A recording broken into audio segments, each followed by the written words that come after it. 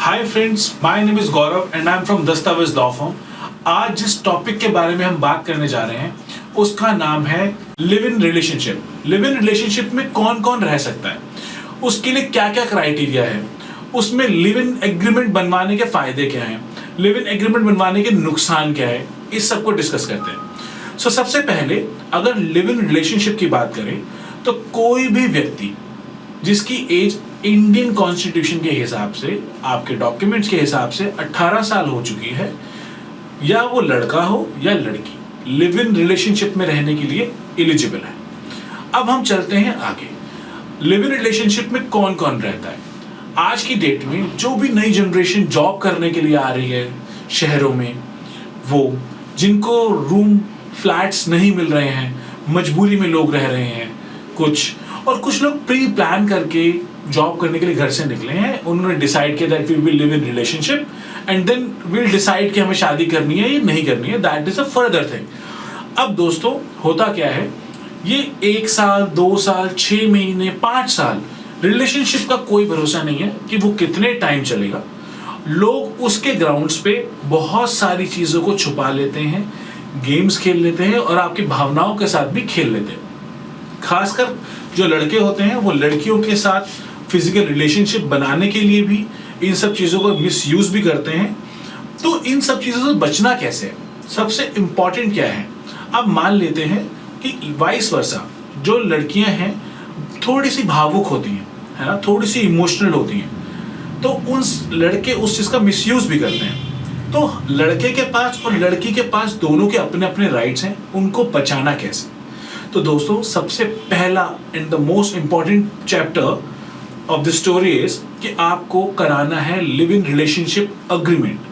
तो ये agreement it is not enforceable by the law, but ये दो लोगों के बीच के एग्रीमेंट है जिसमें आप लोग ये डिसाइड करेंगे अगर इस रिलेशनशिप के चलते कोई प्रेगनेंसी होती है, ठीक है, या कोई बेबी टर्मिनेट कराने की जरूरत पड़ती है, या कोई बच्चा पैदा हो जाता है, तो उसकी रिस्पॉन्सिबिलिटी किसकी रहेगी, या जो बच्चा होगा उसके फादर की प्रॉपर्टी में से उसको क्या राइट्स मिलेंगे, उस बच्चे के राइट्स क्या होंगे। वो सब छोटे छोटे पॉइंट जो आपको घर गृहस्थी के होते हैं, वो सारे पॉइंट्स इस एग्रीमेंट में लिखे जाते हैं। दोनों पार्ट्स को इक्वली बाउंड किया जाता है, तो ये बनता है लिव इन रिलेशनशिप अग्रीमेंट। अगर हम बात करें लिव इन रिलेशनशिप में, तो सबसे पहले लिव इन रिलेशनशिप में आपको ये क्लॉज डालना है कि लिव इन रिलेशनशिप में आप दोनों अपने कंसेंट से आए थे, एंड मेक श्योर कि जब ये एग्रीमेंट बने तो आप अपनी अपनी साइड से एक विटनेस उस एग्रीमेंट पे जरूर से डलवा लें, ताकि जरूरत पड़ने पे आप उस एग्रीमेंट का इस्तेमाल कर सकें। मे बी आपका रिलेशन बहुत अच्छा है और मे बी आप उस शादी की स्टेज पे पहुंचे। अगर नहीं पहुंच पाते हैं तो आपको उस एग्रीमेंट का सहारा लेना पड़ सकता है। जस्ट मेक श्योर कि एग्रीमेंट में आप लोग विटनेस कोई नोन हो, आपके दोस्त हो या आपके कोई भी शुभ चिंतक हो, आप उसका एग्रीमेंट बनवा सकते हैं। तो दोस्तों कोई भी व्यक्ति अपनी मर्जी से किसी के साथ भी 18 साल होने के बाद भी रह सकता है। मोस्ट ऑफ द टाइम हमारे पास कॉल आती है, जो लड़के 18 साल के हो चुके हैं उनका पार्टनर भी 18 साल का हो चुका है, बेसिकली वो लड़की भी 18 साल की हो चुकी है। नाउ ही सेइंग कि सर मैं लिव इन रिलेशनशिप में रहना चाहता हूं, रह सकते हैं दोस्तों, लेकिन आप लिव इन रिलेशनशिप में जाने से पहले एक चीज को डबल श्योर कर ले कि आपकी पॉकेट क्या अलाउ करती है।